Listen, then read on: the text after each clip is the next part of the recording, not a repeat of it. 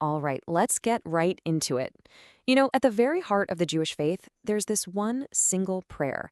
It's so central, so fundamental, that it's recited twice a day, every day. And it all starts with just one word. But believe it or not, that one word, well, it unlocks an entire worldview. So today, we're going to unpack the Shema. So, to really wrap our heads around the Shema, we actually have to go way back to the two ancient civilizations that pretty much shaped the entire Western world. So on one hand, you've got ancient Greece. These guys were all about the eye. You know, seeing is believing. They gave us these incredible sculptures, amazing theaters. Their whole world was visual. But then you have ancient Israel, which was, well, it was completely different. It was a culture of the ear. You see, the God of Israel was invisible, totally beyond the natural world, which meant you couldn't see him. You couldn't make an image of him. So how did he reveal himself? Through speech. Only through speech. It's like the historian Hans Kohn put it. The most important religious act wasn't to see God, it was to hear God. Faith came from tuning in and listening to that still small voice. And that brings us to a really simple but incredibly powerful conclusion, right? If God is a voice, something we hear, then what's the most important thing we can possibly do? Well, it's to listen. And the Hebrew word for listen is Shema. And this isn't just any word. It's pretty much the keyword of Judaism. So let's really dig into what that means. What does it look like to build an entire faith around this one concept, a culture of the ear? Okay, so you've got the Torah, right? The foundational text. And among other things, it is a book of law. And I'm not talking about just a few rules. We're talking 613 distinct commandments. It's this incredibly detailed guide for living, covering, well, just about everything, from ethics to daily rituals. Which, of course, leads to a pretty logical question, doesn't it? I mean, if you've got a religion with 613 laws you have to follow, there has to be a word for obey, right?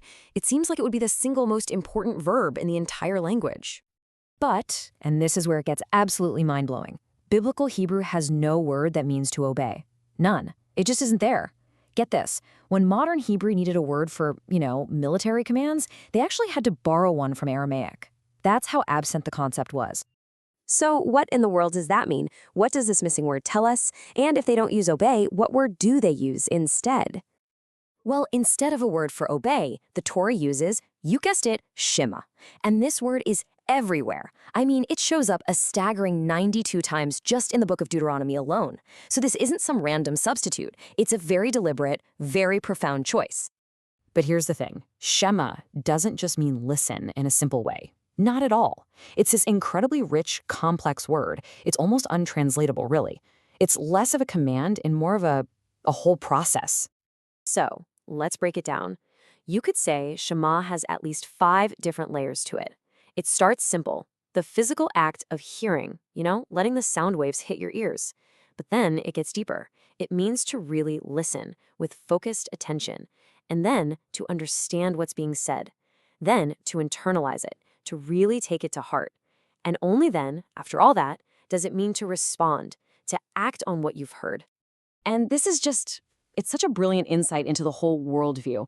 The fact that there's no word for obey, but there is this rich word Shema.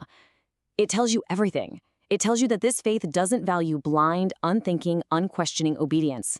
God isn't some dictator in the sky demanding you just fall in line. No.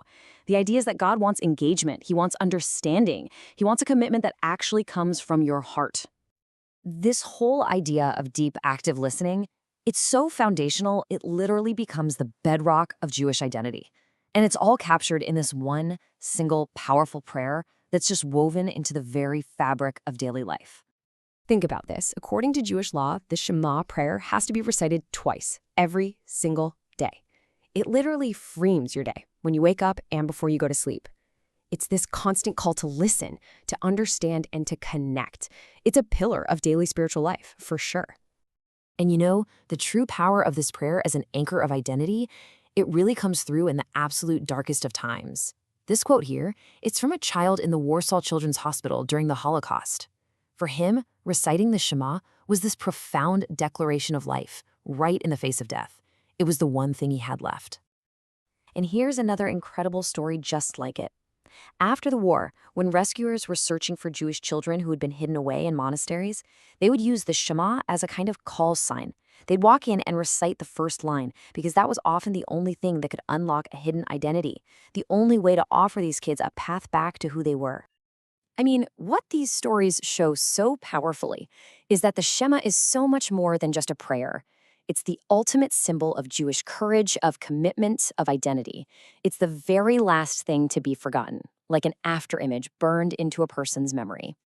Okay, so for our last point, let's look at how this one little word, Shema, helps solve what can feel like a huge tension, a tension you find at the heart of almost any religion, the clash between rigid law and personal spirituality. So on one side, you have law. In Judaism, that's the halacha. It's objective, it's structured, it demands discipline. But then on the other side, you have spirituality, and that's subjective. It's spontaneous. It's all about what comes from inside you. You know, they can really feel like polar opposites. But the Jewish tradition says, nope, you need both. Spirituality on its own, without any structure, it can just dissolve into chaos. But law by itself, without any soul or spirit, well, that just becomes a lifeless corpse. So the goal isn't to pick a side. It's to find this amazing creative balance where each one actually makes the other stronger. And this is where the Shema comes in. It's the perfect example of this balance in action. Because think about it, it's a legal requirement, right? A structured, objective thing you have to do. But at the same time, it's this incredibly profound spiritual meditation on listening, on unity, and on love. And you can see this built right into the prayer itself. The call to Shema, to listen, that's not the end of the story.